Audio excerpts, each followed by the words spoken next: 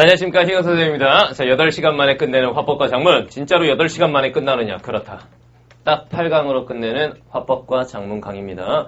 많은 학생들이 그런 얘기 합니다. 선생님, 화법 강의를 굳이 들어야 됩니까? 그럼요. 이거 네가 해달라 그런 거 아니야? 네. 작문 강의를 굳이 들어야 됩니까? 그럼요. 그렇죠. 화법 작문에서 문제 틀리는 애들이 있습니다. 화법 작문이 몇 번부터 몇 번까지니? 1번부터 10번. 네, 1번부터 10번까지지. 한 개라도 틀리는 학생들은 이 강의 들으세요. 이 강의 끝나면은 그 부분은 다 맞을 거야. 화법과 작문이 사실 공부를 굳이 하지 않아도 다 맞추는 애들이 많아요. 그런데 이렇게 다른 부분은 잘하면서 화법 작문에서 유독 막 2개, 3개씩 틀리는 애들이 있어요. 이런 학생들. 그리고 1교시에 시작하면 뭐부터 나와 문제가? 화법부터 이제 나오지. 화법 작문 이렇게 쭉 가잖아요. 그래서 긴장 타서 문제 잘 못 푸는 학생들도 이 부분을 잘 다져놓으면은 앞부분 쉽게 갈 수 있어. 시험 볼 때. 알겠죠? 자, 여기서 이제 화법과 작문 필수 개념, 유형별 문제풀이법, 실전 문제까지. all-in-one 시스템이에요. 이걸 배우도록 합니다. 잘생겼어요. 그래? 자, 봅시다. 화법과 작문의 비중부터 한번 살펴보도록 하겠습니다. 비중을 따졌을 땐 그렇게 높은 편인가? 낮은 편도 아니야. 화법 작문 합치면 문법보다 세. 그죠? 문법보다 세지. 자, 생각해 봅시다. 화법과 작문이 비중이 이 정도가 됩니다. 일단 첫 번째, 화법 같은 경우에 몇 문제 남아요? 5문제. 5문제입니다. 얘가 이제 1번에서 5번. 면 5문제. 5문제면 몇 점인 거야? 11점이죠. 선생님, 5문제면 2, 5, 10, 10점인데요. 중간에 뭐 들어가? 3점짜리 하나 들어갑니다. 그래서 11점 배점입니다. 야, 문법 5문제 하면은 몇 점인데 11점이야. 똑같은 거야, 이거. 똑같아. 문법이 좀 어렵다고 해서 점수를 더 주니? 그렇지 않아요. 사실 문법하고 비중이 똑같은데 애들이 문법은 정말 치열하게 공부를 합니다. 근데 화법을 따로 공부하는 애들은 거의 없어요. 이거 해야 돼. 알겠죠? 그래서 화법 같은 경우에는 1번에서 5번까지 5문제 출제에 11점 비중인데 얘는 굉장히 중요합니다. 시험에서 굉장히 중요해요. 왜? 요게 수능 당일, 수능날 제일 처음 만나는. 그렇죠. 컨디션을 결정합니다. 수능날 컨디션을 결정한다. 그래서 중요한 거예요, 이게. 이게 1번부터 5번까지 나오기 때문에 국어 영역이 안 그래도 1교시여가지고 부담되잖아. 1교시인데 문제 개수도 많고 16페이지 풀어야 되고 16페이지에 2만 글자야. 2만 글자를 읽으면서 문제를 풀어줘야 되는데 그 1교시의 시작이 바로 화법이에요. 그래서 이게 만약에 내가 시험장에 갔어. 1년 쎄 빠지게 했어. 시험장 딱 갔어. 1번 딱 봤는데 막혔어. 이렇게 되면 어떻게 되느냐. 그때부터 이제 멘탈 붕괴로 갑니다. 그러면은 그 뒤로 줄줄줄 망한다. 시험지의 첫인상을 결정하는 게 화법인데 이 부분이 어렵게 느껴지면은 그 뒤에가 쉬워도 어려워 보여. 첫인상이라는 게 사람도 되게 중요하잖아.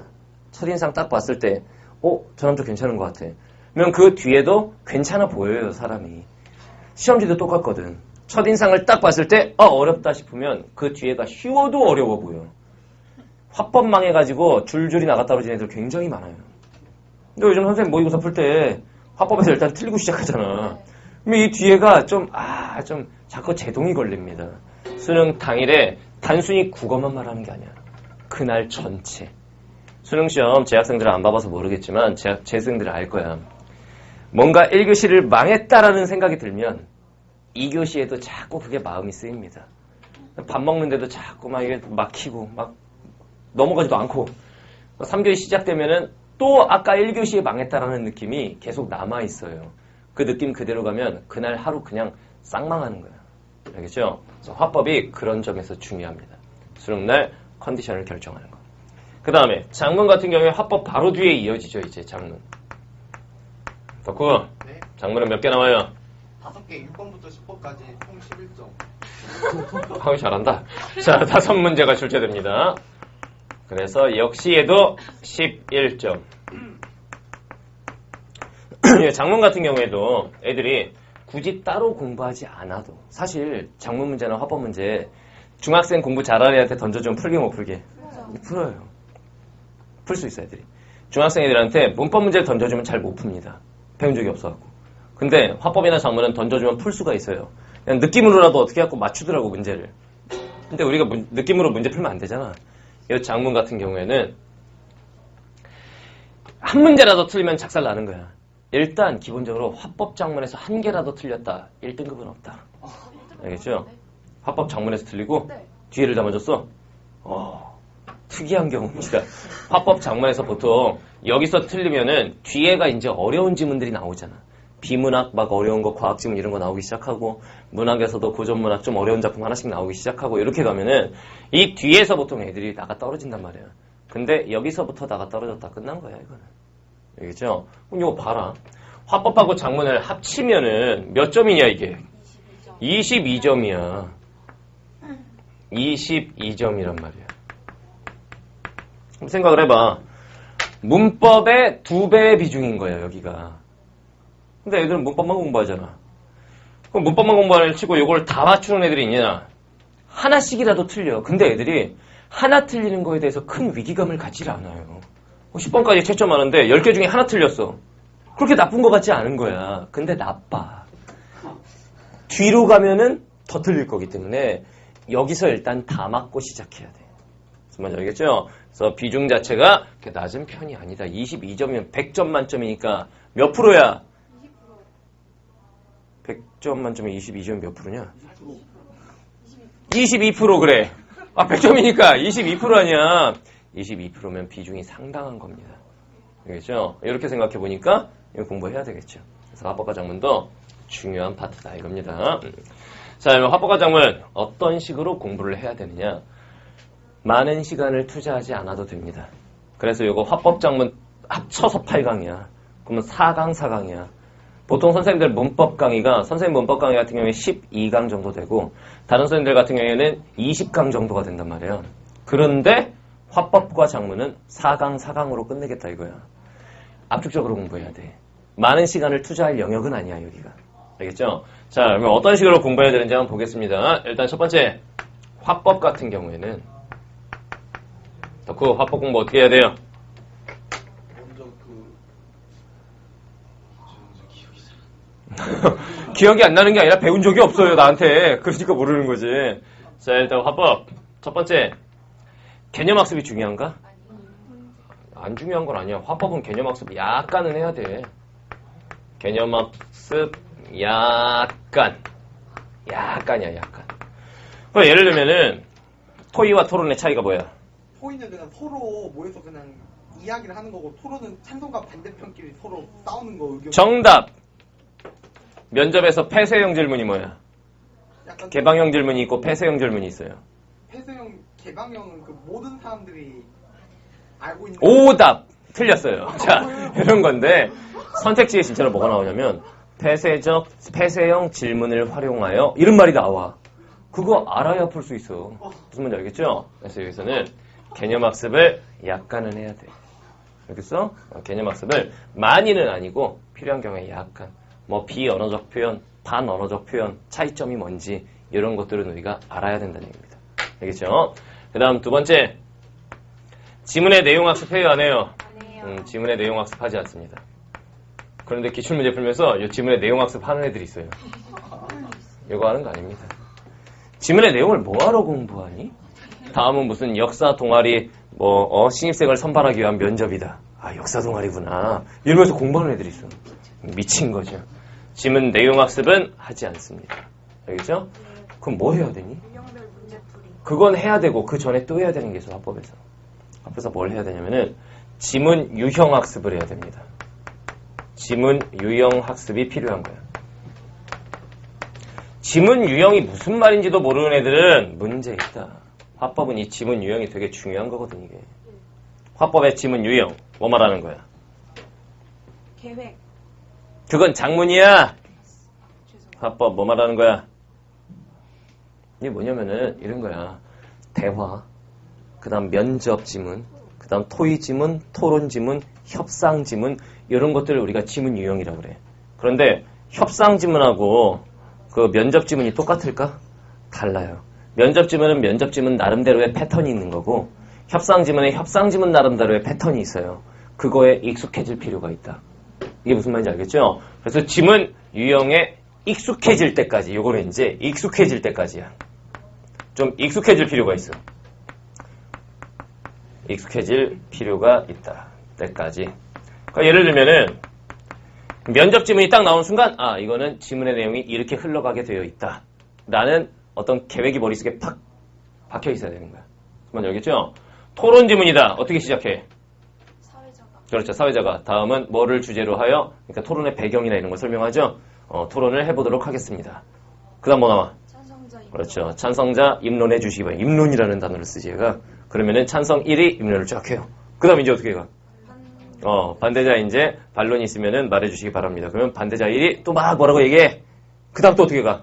찬성 2가 나와서. 그렇죠. 찬성 2가 나와서 이제 반대자 1을 또 까기 시작해요.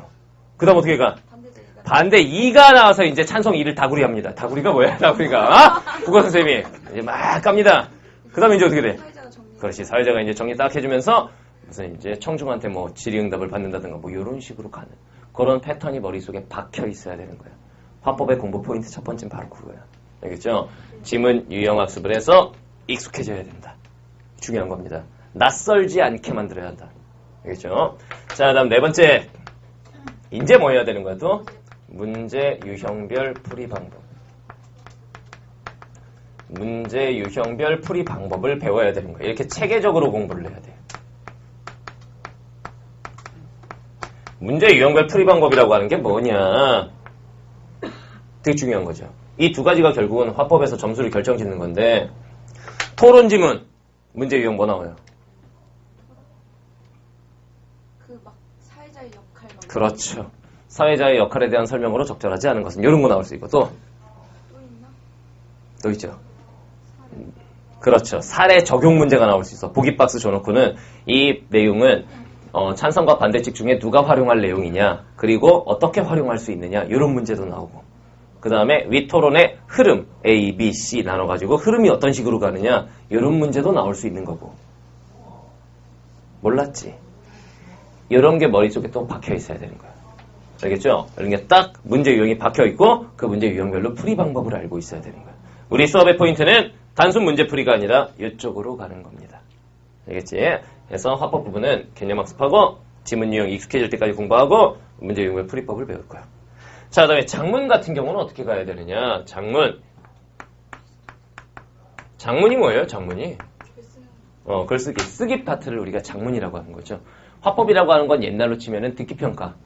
근데 듣기평가가 사라졌잖아, 옛날에. 그러면서 화법이라는 영역이 등장한 거고, 그 다음 장문은 쓰기 영역을 말합니다. 요 언어 능력을 평가하는 게 국어도 마찬가지고 영어도 마찬가지고, 국어와 영어의 공통점은 언어 능력을 평가한다는 거지. 그게 뭐가 있는 거냐면, 말하기 듣기 능력. 그 다음에 쓰기 능력, 그 다음에 읽기 능력 이런 게 있는 거야. 그래서 말하기 듣기가 영어에서는 듣기 평가인 거고 국어에서는 화법인 거야. 그 다음 쓰기 영역이 국어에서 이제 장문에 해당하는 거야. 그 다음 읽기 영역이 뭔 거야? 문학, 비문학 쪽인 거야. 거기다가 이제 국어든 영어든 문법은 알아야 되니까 문법 문제가 나오는 거고. 알겠죠? 이렇게 되는 건데 자 일단 장문 파트 같은 경우에는 엄밀히 말하면 쓰라고 그래야 돼. 전국에 있는 60만 명 수험생한테 주제를 딱 던져주고 쓰시오. 이렇게 가야 돼. 문제가 뭐라고? 채점을 할 수가 없다. 60만 장의 시험지는 채점할 수가 없습니다. 논술 시험지를 채점해야 되는데 60만 개야. 60만 개면 장난 아니야. 그건 채점을 못 하겠죠. 그죠? 그렇기 때문에 그 글쓰기의 과정을 객관식으로 바꿔서 출제를 하는 거예요. 알겠죠? 그러면 장문 파트 공부할 때 어떻게 해야 되느냐? 개념 학습 중요해요? 약간 장문에서의 개념 약간 살짝 발 담갔다가 쑥 빼면 돼. 그냥 발을 담그다가 빼버리면 돼요. 알겠죠? 깊게 공부할 게 없습니다. 그러니까 글쓰기 계획의 전체적인 단계가 이렇게 되는구나.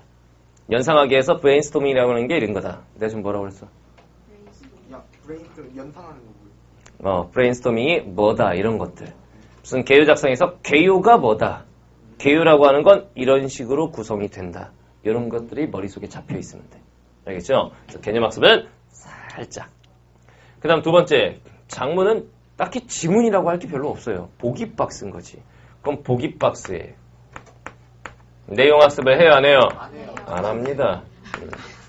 뭐 한다고? 등신짓이라고 보기 내용. 등신짓이에요? 보기 내용 학습이 안 좋은 짓이라고. 자, 보기 내용 학습은 하지 않습니다. 이건 하지 않는다. 알겠죠? 이거를 무슨 보기 박스 보니까 다음은 뭐 다이어트를 주제로 한 학생의 글쓰기 계획이다. 그럼 다이어트를 공부할 거야? 아니요. 다이어트 공부해갖고 나도 살 좀 빼야겠다 이러냐? 아니란 말이야. 알겠죠? 그러니까 보기 박스의 내용 학습은 하는 게 아닙니다. 이거. 그지? 그럼 세 번째, 지문 유형 학습을 해요? 딱히 지문이라고 할 게 없는데 이거는.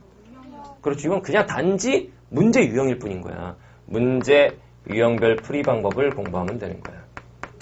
이거는 개념 학습 살짝 하고 문제 유형별 풀이 방법으로 가면 돼요. 오덕? 예? 덕후? 네? 오덕 할래? 덕후 할래? 덕후로. 덕후? 덕후! 문제 유형별 풀이 방법이 중요하다고 그랬죠. 장문의 문제 유형이 뭐 있냐? 그 여행 일기. 여행을 적는 거하고. 네? 응.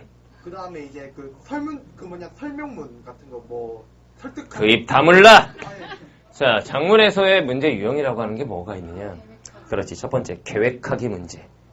계획하기 문제. 그 다음 두 번째, 내용 생성하기 문제. 내용 생성하기. 그 다음 세 번째, 내용 조직하기 문제. 그 다음 네 번째, 표현하기 문제. 네 머릿속엔 고쳐쓰기밖에 없지. 다섯 번째, 고쳐쓰기 문제. 이렇게 있는 거야. 그러면 글쓰기 계획 문제에서는 어떤 문제가 나오는구나. 이건 이렇게 풀어야 된다. 그 다음 내용 생성 문제에서는 자료 활용 문제가 나오지. 그건 이렇게 푸는 거야. 3점짜리로 잘 나와. 그 다음 내용 조직하기 문제에서는 개요 수정하기 문제나 글쓰기 전략 문제가 주로 나오지. 개요 수정 문제는 이렇게 푸는 거고 글쓰기 전략 문제는 이렇게 푸는 거였어. 표현하기에서는 보통 조건 활용 문제 같은 게 많이 나와서 조건을 주고 그 조건을 충족시킨 걸 고르라고 그래. 이런 건 이렇게 풀어야 되겠어. 고쳐쓰기에서는 기억에서 미음까지 밑줄쳐놓고 고쳐쓰라고 그러는데 어휘라든가 문법적 요소도 들어가기도 하고 이런 게 머릿속에 잡혀 있어야 돼요.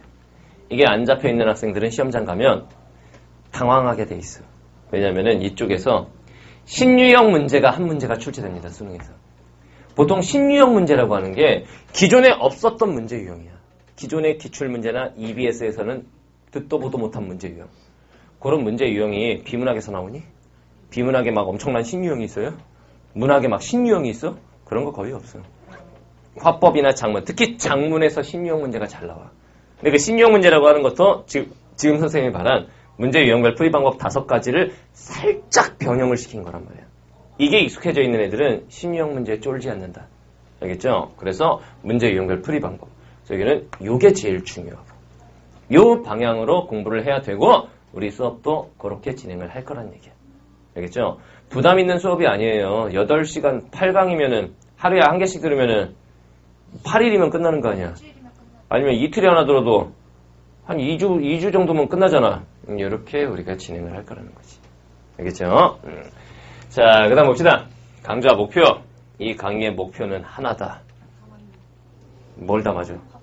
화법장문. 1번에서 10번까지 무조건 다 맞는다. 이게 우리 수업의 목표입니다. 여기까지만 딱 돼주면 이제 문법에서 뭐 다 맞으면 좋겠지만 한 개 정도 틀려도 화장문 토탈에서 한 개 정도로 막아버리면은 1등급의 가능성이 살아있어요. 그 다음 비문학에서 또 한 개 정도로 막아주면 일단 96점 아니야? 1등급의 가능성이 살아있어. 그 다음 문학을 다 맞아야 되는 거. 알겠죠? 이렇게 가야 된다. 그래서 1번에서 10번까지는 무조건 다 맞는다. 이게 우리 목표입니다. 시험지 채점하는데 수능 끝나고 나서 너네 채점을 해봤잖아. 채점하는데 1번에서 그때 30분 동안 채점을 못했어요. 너 1번 틀렸어? 네. 수능에서? 네. 그럼 기분이 어때요? 진짜요. 말이 안 나오고요. 엄청 짜증났죠? 이 뒤로 막 틀리는 게 더 나올까봐 조마조마하고 네. 이게 채점할 때 1번 쫙 끝난 거야 이거. 알겠죠? 그러니까 여러분들은 1번에서 10번까지 채점할 때는 5, 3, 2, 1, 4 좋아 이렇게 채점하게 만들어줄 거예요. 알겠죠? 여기에 돼야 된다. 너도 수능에서 화법장문 틀렸냐? 네. 4개 틀렸어요. 화법장문에서? 근데도 등급은 올랐네. 뒤에를 많이 맞췄구나. 화법장문에서 본인이 왜 틀린 것 같아? 나중에 항상 모의고사 보고 나서 나중에 화장문 틀렸을 때 다시 풀어보면 틀렸어요. 내가 왜 이러지? 이런 애들 많잖아. 넌 본인이 그래? 틀려놓고 나중에 보면은 다 나와 있어. 다 써있죠 지문에. 왜 틀린단 말이야? 왜 틀리니까? 안 읽혔어요. 안 읽히죠. 처음 시작하면 글이 잘 안 읽힙니다. 시험장에서. 왜 그럴까? 쫄아가지고 그런 거야. 긴장해갖고 쫄아서. 근데 화법 작문을 만약에 자기가 충분히 대비를 안 했다고 쳐봐. 시험장에 갔어. 그러면 진짜 쫄게 되는 거야. 근데 공부가 다 돼 있어. 어떤 문제가 나올지 이미 난 다 알고 있어. 그럼 보면은 그나마 심리적 안정이 된단 말이지. 알겠죠? 10번까지 올해는 무조건 다 맞아야 돼. 어떻게 10번까지 4개를 틀려, 임마. 그런데도 얘는 등급이 2개 올랐어요. 여기가 이제 뒤에를 많이 맞췄구나. 뒤에는 좀 문법 넘어갈 때쯤 되면 약간 안정이 돼, 사실은. 한 15번까지 풀고 나서 16번부터 이제 지문 들어가기 시작하면 여러분들 집중력이 최고조로 올라간 상태이기 때문에 심리적으로도 이제 그렇게 막 쿵쿵쿵쿵 거리는 느낌이 좀 사라지고, 근데 화법 작문 풀 땐 계속 쿵쿵거려. 요거. 심리적 안정감을 위해서도 우리는 요거 공부해야 됩니다. 자, 강의 특징 보겠습니다. 자, 요 강의 같은 경우에는 일단 첫 번째, 딱 8강짜리입니다. 8강으로 화법과 작문 부분 이제 공부를 한다 이겁니다. 더 많이 공부할 필요도 없는 파트고. 알겠죠? 이렇게 가고. 그러니까 선생님, 이제 프리패스 학생들이나 이런 학생들 보면은 이 강의를 꼭 듣습니다, 걔네들. 왜? 짧으니까. 짧은데 여기에 배점이 22점인데 문법은 막 20강 쎄 빠지게 들으면 11점인데 이게 12점 아니야. 그래서 애들이 요거를 지나가는 강의로라도 많이 들어요. 자, 그다음 두 번째 1번에 10번까지 8분 안에 푸는 게 우리 목표다. 8분. 8분이 와 할 게 아니야. 너네 한번 생각해봐. 화법, 작문, 문법을 몇 분 안에 푸느냐 보통. 봐봐요. 1번에서 15번까지가 화작문이라고 하는 거잖아. 애들이 보통 여기까지 몇 분 안에 푸냐면 23분 정도 걸려요, 실제로. 시험장에서 23분 정도 안에 풀어. 이걸 세분화해 보면은 1번에서 10번까지가 있고 11번에서 15번까지가 있어. 얘가 화법 작문이고 얘가 문법이야. 그 지문의 길이를 보면은 어디가 더 오래 걸려야 돼? 화법 작문이 오래 걸려야 되지. 문법은 문제가 간단하니까. 근데 대다수의 애들은 문법이 더 오래 걸려. 왜 그럴까? 좀 어려우니까. 그죠? 여기 1번에서 10번 같은 경우를 애들이 보통 보면은 여기서 이제 한 13분 정도를 쓰게 되고, 그 다음에 이 5문제인데 여기서 한 10분 정도를 씁니다. 그래서 토탈 23분 정도가 걸려요. 이 정도가 걸려. 아니 이게 느린 건 아니야. 너네 한번 생각해봐. 15번까지 23분. 그러면 뒤에 비문학이 또 15문제지. 비문학 똑같이 23분 걸린다고 치자. 문학도 15문제지. 문학 EBS 작품 많이 나오고 하면 좀 빨리 풀 수 있지. 그럼 똑같이 23분 걸리면 69분이야. 그렇게 되면 11분이 남고 마킹을 한다고 쳐도 그래도 한 7, 8분은 남는 거야. 이게 느린 게 아니야, 속도가. 보편적으로 이 정도란 얘기지. 그런데 우리는 8분. 여기서 5분을 땡긴다. 1번에서 10번까지를 8분 안에 푼다. 요게 목표입니다. 여기서 시간 딱 땡겨버리면은 여기가 어려운 파트가 아니니까 한 5분 정도 땡겨놓으면 이 5분 어디다 쓰는 거야, 이제? 비문학 쪽에 때려박는 거야. 비문학, 과학, 지문 이런 데다가. 그런데 시간 오래 걸리잖아. 거기다가 이 시간 때려박는 거야. 사실 비문학, 과학, 지문 이런 거를 제한 시간을 4분 30초 주고 풀려고 그러잖아. 애들 많이 틀려요. 근데 거기에다가 제한 시간을 10분 이렇게 줘버리고 풀려고 그러면 많이 맞춥니다. 그래서 우리가 여기서 시간을 세이브 해가지고 이거를 비문학, 과학 지문이나 경제 지문 같은 거 나오면 거기다가 때려 박아야 돼. 무슨 말인지 알겠죠? 시간 단축의 의미가 있다. 몇 분? 8분 안에 여기를 마스터한다. 이거. 자, 다음 세 번째. 화법과 작문 필수 개념 다 정리할 겁니다. 당연히 해야 되겠지. 필수 개념 쫙 해서 다 배울 겁니다. 자, 다음 네 번째. 화법과 작문 문제 유형별 풀이 방법. 이거 배울 거라고 그랬죠? 이거 중요하다고 했습니다. 이거 배우는 겁니다. 자, 이런 학생들 들으면 됩니다. 덕후 해당 사항 있는지 보세요. 첫 번째. 첫 번째도 아니다. 이거야. 1번에 10번까지 단 한 개라도 틀리는 학생들. 보통 몇 개 틀려? 한두 개 정도? 이런 학생. 4개? 이런 학생. 몇 개 틀려? 3개 정도? 이런 애. 덕후! 1번에 10번까지 몇 개 틀려요? 한두 개 정도? 오, 잘하네, 그래도.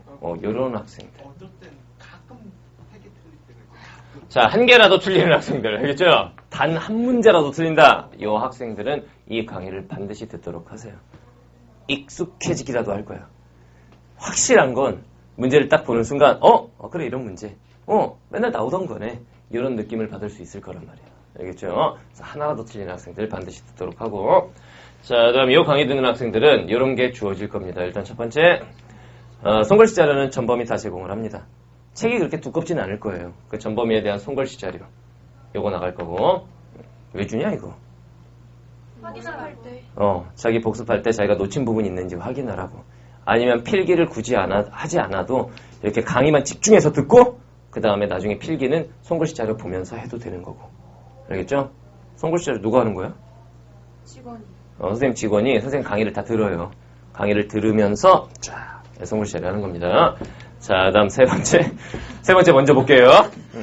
화법과 작문 영역별 문제은행을 제공합니다. 풀고 있어 벌써? 거기 카페에 있던데. 그렇죠. 카페에 이거 벌써 올라가 있어요. 네. 그래서 화법 이제 영역별로 이렇게 쫙 문제 있고 작문 영역별로 쫙 이미 다 해놨어 이거. 이거 문제은행 제공하고 그 다음 두 번째 이렇게 가야 되는데 PPT를 이상한 순서로 만들었네. 연구실 죽여버린다. 알겠죠? 제대로 만드세요. 연구실이 보고 있어 지금. 수강생 전원 카페 정회원 등. 그러니까 이거 같은 경우에는 프리패스 학생이 아니더라도 이 강의 하나만 들어도 카페 정회원 해줄 거예요. 얘는 카페 정회원이니까 이미 이거 뽑아서 풀고 있는 거지. 네. 카페에 들어가면 손글씨 자료도 있고 요것도 있는 거야. 요거 말고도 다양한 자료들이 있습니다. 뭐 문학 자료도 있고 비문학 자료도 있고 이게 있어요. 이거 이제 카페 정회원 등업을 해드리겠어요. 정회원들만 선생님 그 자료들을 볼 수가 있어. 정회원이야? 축하합니다. 덕후 정회원이에요? 아닙니다. 저번에 내가 정회원 가입하라고 그랬지. 이 카페가 어디 있는 카페야? 네이버에 있는 건데. 그렇죠. 좋아요, 가입을 해야 되냐고? 가입해야 되냐 안 해야 되냐? 해야죠. 해야 돼요. 당연히 해야 됩니다. 거기로 자료를 얼마나 올려주는데 여기 정회원 등업을 해줄 테니까 이걸 이제 공부하면 되겠습니다. 덕후야 읽어. 진심을 담아 가르치고. 크게 읽어. 진심을 담아 가르치고 제자의 미래를 함께 고민합니다. 자, 본강의에서 봅시다.